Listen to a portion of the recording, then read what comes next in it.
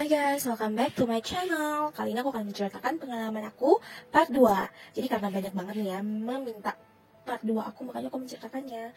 Anyway, kali ini aku akan melukis menggunakan hot press paper. Oke, biasanya kan pakai hot press ya. Sekarang aku pakai hot press. Yuk, kita melukis sambil mendengarkan cerita aku. Disclaimer dulu ya, ini tuh bukan pengalaman cerita yang negatif ya, ini yang positif. Jadi nggak ada sesuatu yang aneh-aneh di sini, oke? Jadi main Tinder tuh nggak harus selamanya dikaitkan dengan hal yang negatif ya. Semuanya tuh bisa menjadi positif, tergantung gimana caranya kita menggunakannya. Jadi sebenarnya agak galau sih mau ceritainnya apa enggak, karena ya mau disimpan-simpan buat nanti aja. Cuma karena belum kepikiran nih mau menceritakan apa, walaupun ceritanya tuh ada 1000 segudang, tapi karena belum mau kepikiran, yuk kita masuk menyelam aja di ceritanya. Oke, jadi seperti aku sudah pernah bahas sebelumnya di video aku sebelumnya, aku tuh tinggal di Korea dulu, sekolah bahasa di situ.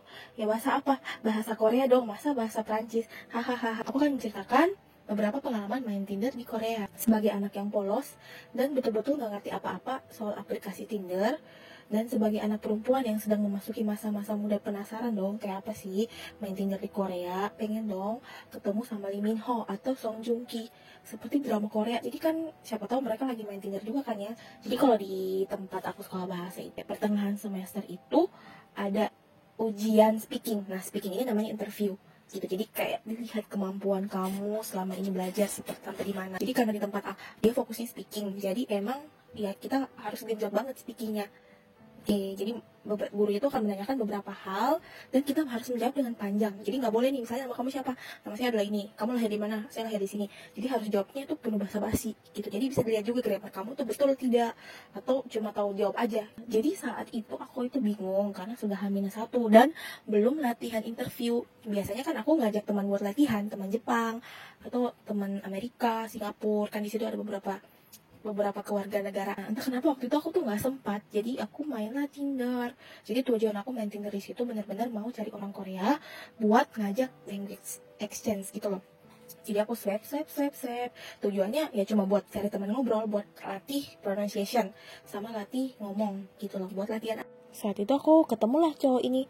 Sumpah waktu itu aku tuh masih polos banget. Sekarang juga dong masih polos banget. Jadi aku tuh tinggal daerah Sinchon. Nah, ternyata dia ini murid di salah satu universitas yang cukup, sebenarnya daerah situ universitasnya bagus-bagus ya.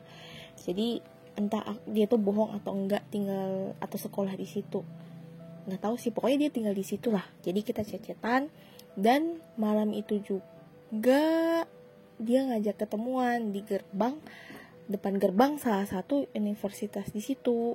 Nanti katanya di situ ketemu dulu, terus nanti kita belajar bareng. Nanti katanya kita di situ ketemu dulu, terus nanti pergi ke tempat belajar bareng. Nah, deket sih sama rumahku. Jadi beberapa universitas di situ deket banget satu sama lain, tinggal jalan kaki 30 menit. 30 menit itu deket ya bagi di sana. Mungkin di sini kalau jalan kaki 30 menit udah pingsan kali ya. Cuma di sana tuh lumayan deket, kalau jalan kaki tuh 30 menit aja.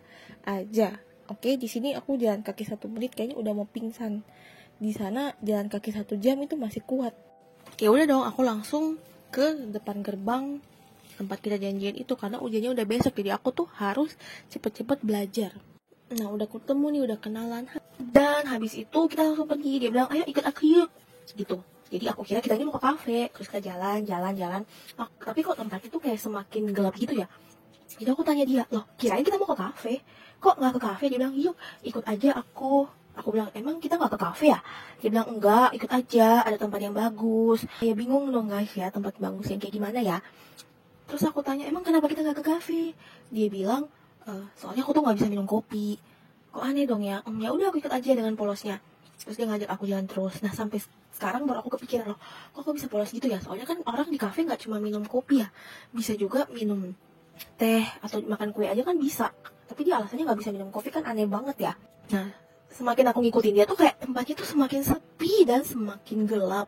Di sini aku mulai takut sis, kayak gila, baru 2 bulan di Korea udah dibunuh, gimana nih keluarga aku. Terus dia ngajak ke jalanan yang jauh dan gelap, kayak dalam perumahan gitu berliku-liku. Pokoknya di situ tuh nggak ada orang. Aku takut banget guys di sini, sumpah ini tuh sepi banget. Andaikan saat itu dia lakukan hal yang aneh ke aku pun gitu, pasti nggak akan ada yang lihat. Jadi saat itu aku tuh cuma pengen lari aja, tapi kayak kalau lari takut men-trigger dia gitu loh. Jadi aku ngikut aja, kayak takut dia bakalan kejar gitu terus nangkep aku.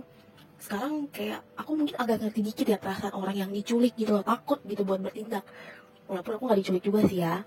Nah, akhirnya dalam diam kita tuh terus berjalan. Ini tuh bener-bener dalam diam ya. Bahkan dia tuh gak ngajak ngobrol. Seram gak sih? Semakin seram lagi dengan suasana gelap dan remang-remang di sekeliling kita. Singkat cerita kita udah sampai di tempat tujuan. Aku udah takut banget. Aku tanya ini di mana ya? Dia bilang ini di rumahnya. Aku kaget, hah? Kok masuk ke rumah kamu gitu? Kita ini baru pertama ketemu. Hello. Bahkan kamu gak ngobrol sama aku, tapi kamu langsung bawa aku ke dalam rumah kamu. Kamu mau ngapain sama aku? Kayak udah takut gitu sih. Terus dia bilang yuk masuk. Saat itu kayak beberapa detik aja, tapi kepalaku udah berjam-jam gitu, karena aku mikir masuk nggak ya, apa aku yang terlalu alay, apa aku terlalu lebay berpikirannya. Mungkin juga dia nggak ngapa-ngapain loh gitu. Terus ada suara juga yang ngomong dalam hati aku, kalau dia ngapa-ngapain kamu atau membunuh kamu, nggak akan ada yang dengar. Atau kalau diperkaos kayak gimana, kan nggak ada yang bisa tolong. Nah terus dia ngajak aku gitu, aku mikir terus ya ampun gimana nih, mungkin sebenarnya nggak apa-apa, mungkin aku yang terlalu lebay. Tapi aku akhirnya memutuskan enggak, aku nggak akan masuk.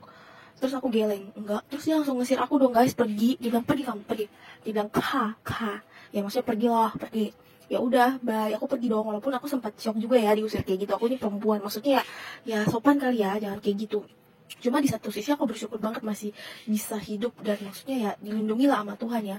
Nggak tahu lagi kalau aku itu memutuskan untuk masuk dan belajar bersama dia gitu, atau enggak waktu itu kan gak ada orang ya. Aku takutnya pas itu untung aja dia nggak narik gitu loh ke dalam rumahnya dia.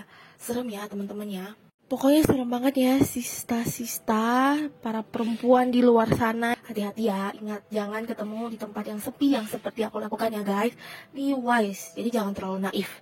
Kalau ketemu orang baru itu, ingat, anggap aja semua yang dia katakan itu bohong, oke? Dan yang kedua, anggap aja dia itu orang jahat gitu. Maksudnya bukan berpikiran negatif ke orang ya, kita itu harus selalu hati-hati gitu loh. Jangan selalu berpikiran orang itu semua baik, atau orang itu punya tujuan baik ke kalian. Kalau baru pertama ketemu, maksudnya ya, selalu waspada. Oke, jadi pokoknya intinya main aplikasi dating itu boleh, nggak ada yang salah. Cuma ingat kamu tuh punya hak untuk berkata tidak atau ya jika itu membuat kamu nggak nyaman. Ya, jadi inti dari ceritaku ini bukan dari kewarganegaraannya ya, karena di Indonesia pun sebenarnya banyak juga hal-hal kayak gitu. Cuma kebetulan saja saat itu aku mainnya di Korea. Jadi yang aku ceritakan pengalaman tinggal di Korea, tapi nggak semua orang kayak gitu kok. Banyak orang-orang baik yang aku ketemuin dan sampai sekarang pun masih menjadi teman. Sekian dulu pengalaman cerita dari aku. Semoga ditanggapi dengan bijak dan ambil sisi positifnya ya. Jangan mengikuti langkah aku yang sembrono dan kurang bijak tadi. Thank you untuk nonton channel aku. Sampai ketemu lagi di cerita aku selanjutnya. Bye-bye.